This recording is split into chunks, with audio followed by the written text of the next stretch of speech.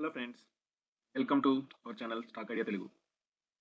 ఈరోజు మనం ఒక నిఫ్టీలో హై వెయిటేజ్ స్టాక్, అలాగే నిఫ్టీ ఆటోలో హై వెయిటేజ్ స్టాక్ గురించి అనాలిసిస్ చేసుకుందాం. రీసెంట్గా మార్కెట్లు భారీగా పతనం అయ్యాయి. భారీగా అంటే 10 to 12% పైనే పతనం అయినాయి. కానీ ఒక స్టాక్, పర్టికులర్లీ టాటా మోటార్స్, ఈ స్టాక్ మాత్రం 40% వరకు ఫాల్ అయింది. మనకు తెలుసు కోవిడ్ టైంలో ఈ స్టాక్ బిలో 100 ట్రేడ్ అయ్యేది. అక్కడి నుంచి అబౌవ్ 1000 వరకు గ్రో అయింది. సో ఈ స్టాక్ మంచి పొటెన్షియల్ అయితే ఉంది.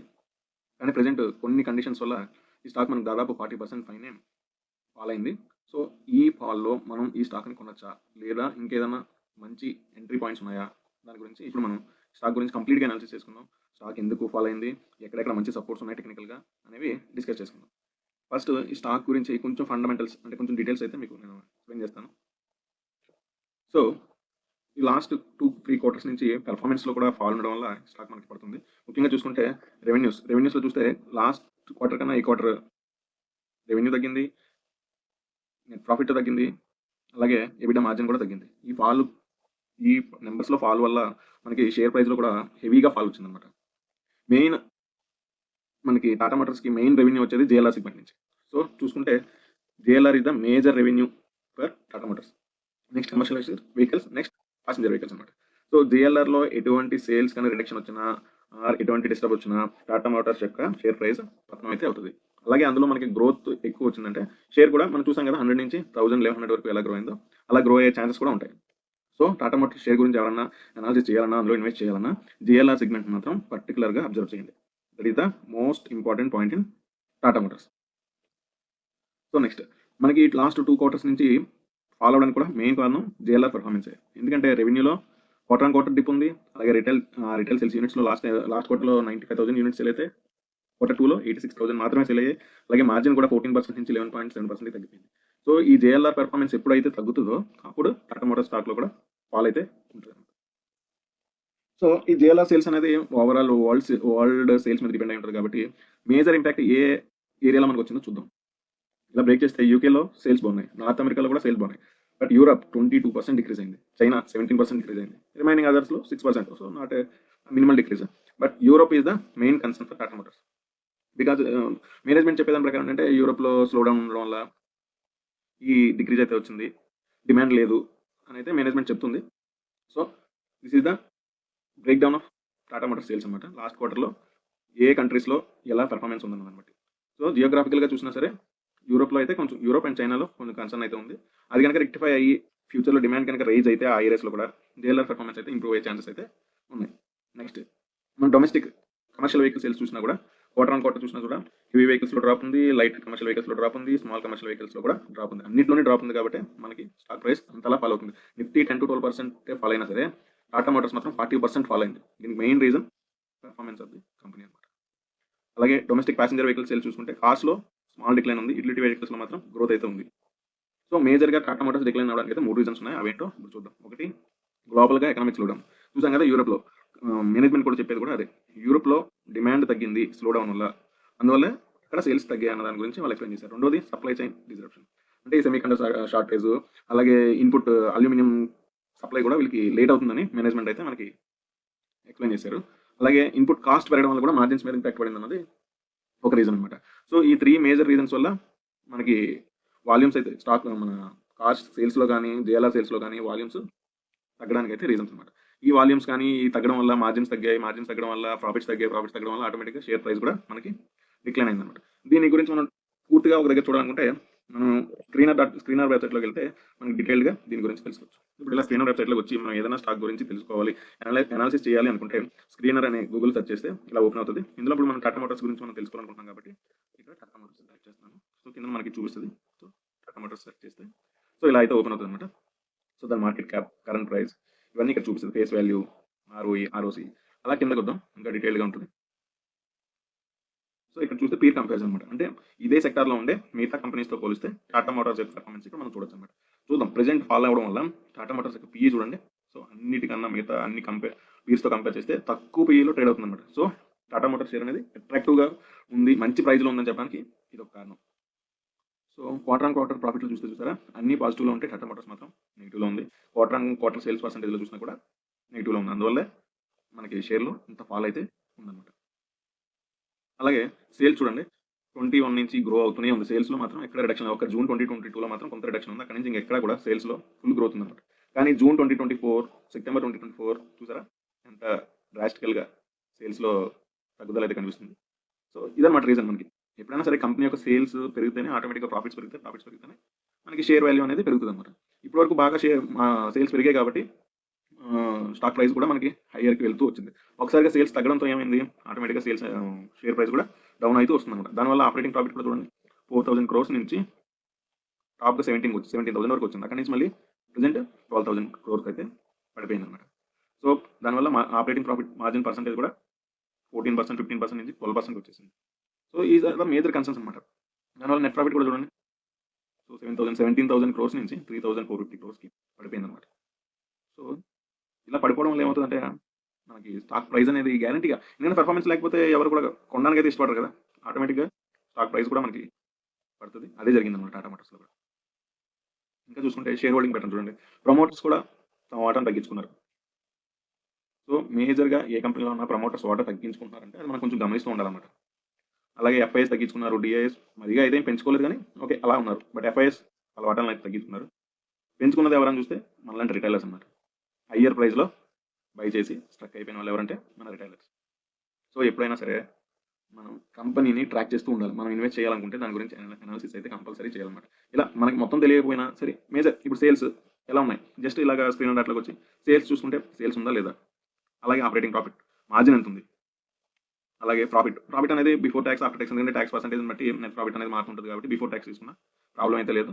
అలాగే share holding pattern. Promoters share holding ఏమైనా తగ్గుతుందా? ఎఫ్ఐఎస్ హోల్డింగ్ ఎలా ఉంది? ఇవి మాత్రం కంపల్సరీ చెక్ చేసుకోవాలి ప్రతి స్టాక్‌కి కూడా. ఇప్పుడు టెక్నికల్‌గా టాటా మోటార్స్ స్టాక్ గురించి ఒకసారి అయితే అనలైజ్ చేసుకుందాం. ఎక్కడైతే మంచి ఎంట్రీ తీసుకోవచ్చు, ఎక్కడ బై చేస్తే మనకి నెక్స్ట్ గ్రో అవ్వడానికి ఛాన్స్ ఉందన్న దాని గురించి అయితే ఇప్పుడు చూద్దాం. ఇలా ముందు ఈ అనాలిసిస్ చేసుకునే ముందు నా తరపున ఒక రిక్వెస్ట్ ఏంటంటే ఇలాంటి మంచి మంచి వీడియోస్ చేయడానికి మాకు సపోర్ట్‌గా మా ఛానల్ మీరు సబ్స్క్రైబ్ చేసుకోండి, లైక్ చేయండి, కామెంట్ చేయండి. ఈ విధంగా మాకు సపోర్ట్ ఇస్తే మాకు కూడా ఎంకరేజ్‌గా ఉంటది ఇలాంటి మంచి మంచి వీడియోస్ మీకు తీసుకురావడానికి. Okay. So, Tata Motors chart అయితే ఓపెన్ చేశాను. సో, నేను ఆల్రెడీ మనం నిఫ్టీ అనాలిసిస్ అయితే చేసుకున్నాం. ఎవరైనా చూడకపోయి ఉంటే ఎండ్ కార్డ్స్‌లో ఇస్తాను. అలాగే డిస్క్రిప్షన్‌లో కూడా లింక్ ఇస్తాను. సో, ఆ వీడియో కూడా ఒకసారి చూడండి. నిఫ్టీ మన మార్కెట్ ఒక అనాలిసిస్ అంటే నిఫ్టీని ఏ టైంలో మనం ఎంట్రీ తీసుకోవాలి, ప్రెజెంట్ నిఫ్టీ ట్రెండ్ ఏంటి, ఎలా ఉండబోతుంది, ఎక్కడి నుంచి సపోర్ట్ తీసుకోబోతుందని కంప్లీట్‌గా అయితే నేను అనాలిసిస్ చేసుకొని మన వీడియో అయితే ఛానెల్‌లో పోస్ట్ చేయడం జరిగింది. సో, ఎవరైనా చూడకపోతే ఒకసారి అది కూడా చూడండి. ఇప్పుడు టాటా మోటార్స్ చార్ట్ అయితే ఓపెన్ చేసాం. సో, నిన్న కూడా చెప్పాను ఏ చార్ట్‌నైనా మనం అనాలిసిస్ చేయాలంటే higher time frame to lower time frame మాత్రమే చేయాలి. సో, హయ్యర్ టైమ్ ఫ్రేమ్ అంటే yearly time frame. So, present yearly time frame అయితే ఓపెన్ చేశాను. సో, ఇయర్లీ టైమ్ ఫ్రేమ్‌లో చూస్తే నెగెటివ్ ట్రెండ్ అయితే కంటిన్యూ అవుతుంది. చూసారు కదా!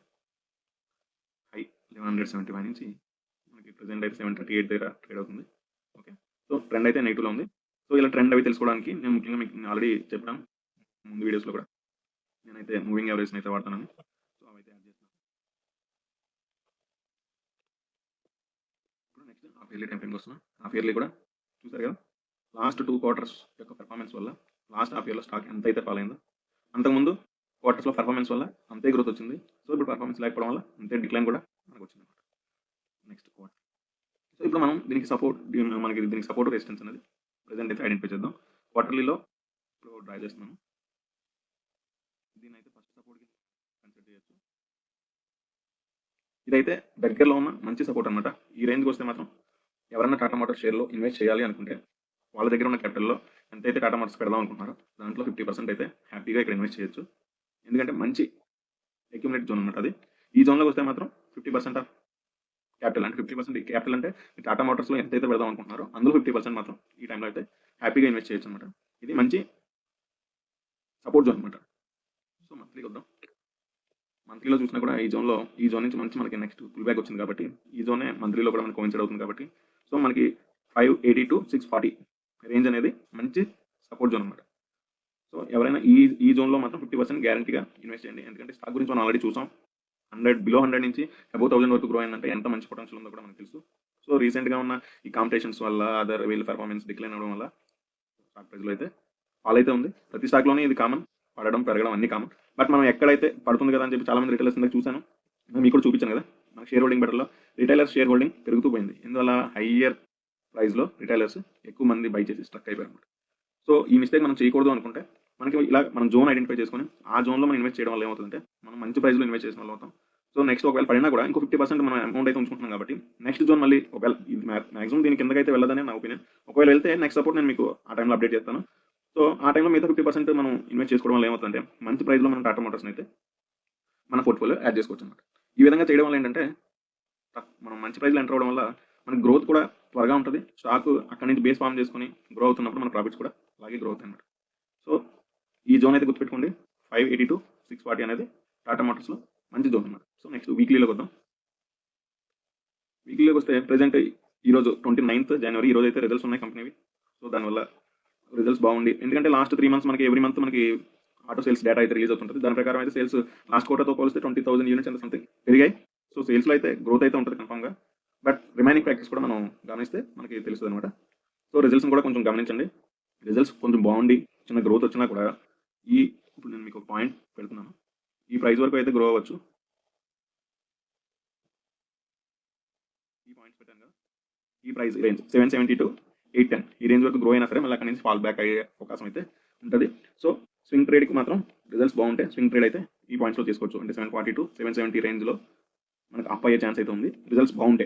అదర్‌వైజ్ మళ్ళీ ఇంకా కిందకి వచ్చే ఛాన్సెస్ అయితే ఎక్కువగా ఉన్నాయన్నమాట. సో, 770-809 దగ్గరలో ఉండే రెసిస్టెన్స్ అనమాట అది.